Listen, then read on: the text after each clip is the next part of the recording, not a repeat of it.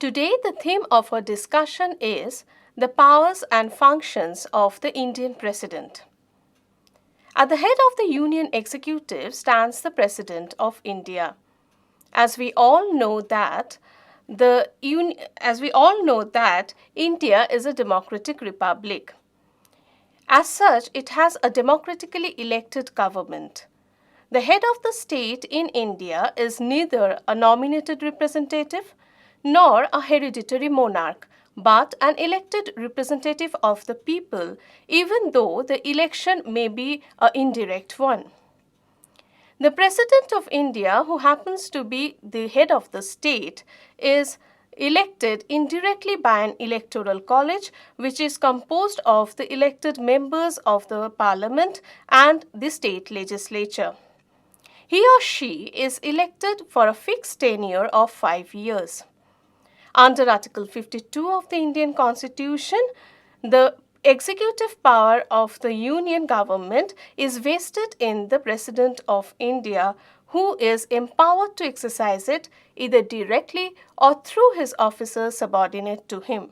The President of India is at the head of the executive power of the Union government. Now, naturally, a question that creeps in our mind is what exactly is meant by the executive power? Broadly speaking, by executive power, it is meant the execution of the laws enacted by the legislature. However, with the passage of time, the very notion of the executive power has undergone a severe change. In fact, over the years, with the expansion of the activities of a modern state, almost all the residuary functions have been passed into the hands of the executive. The ambit of the executive power has been explained by the Supreme Court in the famous case of Ram Javaya versus State of Punjab that took place in the year 1955, whereby it was stated that the executive power covers both the determination of policy as well as governance of the general administration. Viewed from this perspective, it seems that the President of India has supreme authority so far as the executive power is concerned. The powers and functions of the President can broadly be classified into two broad heads. Firstly, the normal powers and functions, and secondly, the emergency powers. Today in our lecture, we will be concentrating solely on the normal powers and functions of the Indian President. The normal powers again can be classified under the following heads. They are, first of all, the executive power, the legislative power, the financial power, the judicial power, and the miscellaneous power. We will be taking up these powers one by one and analyze it further. So first of all, we will be discussing the executive powers of the Indian President. As being already stated, the President is the chief executive of the Indian administration. The executive power of the Indian President can be enumerated in the following manner. Firstly, the entire administration of the nation is carried out in the name of the President of India. Not only that, almost all the major decisions are formally being taken by the President. He makes rules of business whereby the activities of the union government is to be conducted, and at the same time, he also allocates works amongst the ministers. Secondly, the President is likely to be informed by the Prime Minister with regard to the administration of the union government. In this respect, the President may even ask the Prime Minister to submit a report or submit the decision of a minister concerned over an important issue. He or she may even request the Prime Minister to reconsider the decision if he or she so desires. Thirdly, several important appointments are made by the President. That includes the appointment of the Prime Minister, appointment of the other ministers, the Attorney General of India, appointment of the Comptroller and Auditor General, and so on. Besides this appointment, the President may also appoint the chairman and other members of the important commissions or statutory bodies like the Union Public Service Commission, the Finance Commission, the Election Commission, and so on. Being the appointing authority, the President has also the power to remove a particular officer who is appointed by him on a particular occasion.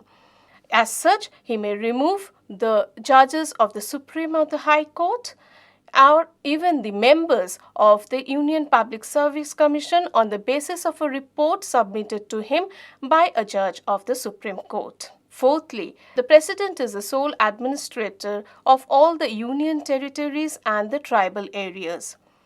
Every Union territory has an administrator who is appointed by the President of India.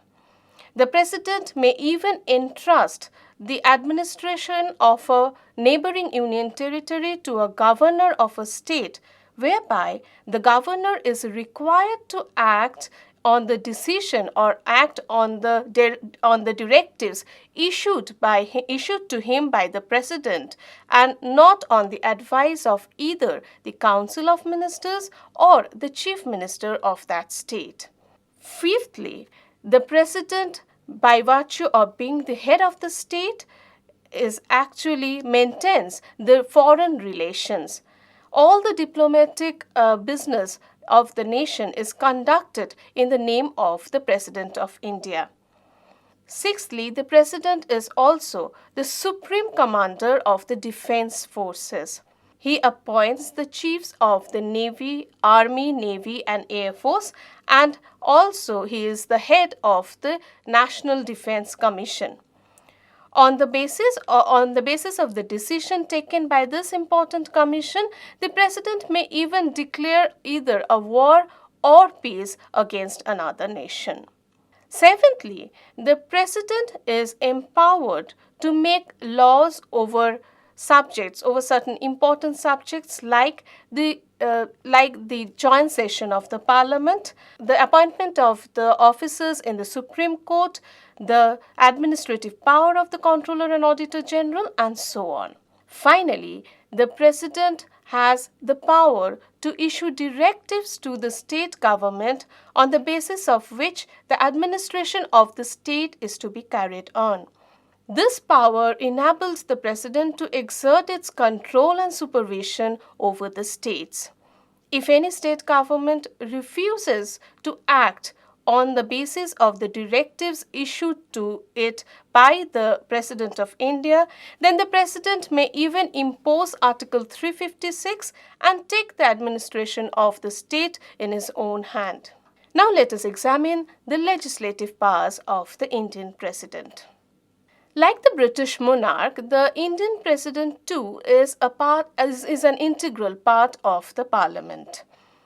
The legislative power is nothing but powers which are supplementary to the other powers assigned by the Constitution of India.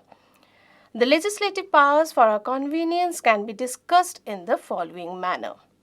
First of all, the President is empowered to summon and prorogue the session of the Parliament. However, the President has to take note that the interim period between two sessions of the Parliament shall not exceed the tenure of 6 months. The President is also empowered to dissolve the Lok Sabha. In case of a deadlock situation between the two houses of the Parliament, it is the President who can call a joint session whereby he is required to make the rules of transaction of business therein. Secondly, the President may appoint 12 members to the Rajya Sabha from amongst persons who are eminent in the field of art, science, literature, or social service. He may also appoint 2 members from the Anglo-Indian community if he feels that they are not adequately represented in the Parliament. Thirdly, the President may also give his lecture. The President is empowered to address or to send messages to the Parliament. The first session of the Parliament after the general election and the first session of the new year begins with the inaugural address of the President of India. The President may send messages to the Parliament with regard to a particular bill pending or otherwise. Fourthly, a bill cannot become an act until and unless the President gives his or her assent to them. The President has sole veto power over the bills passed in the Parliament. The President, when a bill is passed in the Parliament, the President can either give his assent to it, withhold it, or send it back to the Parliament for reconsideration. If the bill is passed for the second time in the Parliament, accommodating presidential recommendations or not, but for the second time the bill cannot be withheld by the President of India. At the same time, it must also be noted that the President does not have the power to withhold a bill if the bill happened to be a money bill or constitutional amendment bill. Fifthly, when the Parliament is not in session in a situation of special necessity, the President may promulgate an ordinance that shall have the force of law. The ordinance can be withdrawn by the President at any point of time, but it shall cease to have its effect after 6 weeks. Sixthly, the President shall cause to be laid before the Parliament the reports or the recommendations of the various commissions like the Finance Commission, the Election Commission, the Official Language Commission, the Union Public Service Commission, and so on. Seventhly, the President has sole veto power over the bills that are passed in the state legislature. The bills, when it is passed in the state legislature, some of the bills passed in the state legislature can be reserved by the governor of that state for the consideration of the President of India in case the bill found to contravene the existing union legislation or if they are regarded as essential by the Parliament. In case of such bills, the President may either give his assent, withhold it without assigning any reason, or may send it back after consulting the Council of Ministers or the Supreme Court of India if he so desires. Finally, the President of India has the power to direct by a public notification that from such and such date as specified therein, state laws or union laws shall not be in force in major part of the country or shall be in force with the minor alterations or modifications as specified in the notifications therein. Now let us examine the financial powers of the Indian President. The financial powers of the President of India includes the following. First of all, no money bill can be introduced in the Parliament until and unless they have the prior consent of the President of India. Secondly, the Consolidated Fund of India is at the disposal of the President of the country. He can make advances out of it to meet the unforeseen expenditure.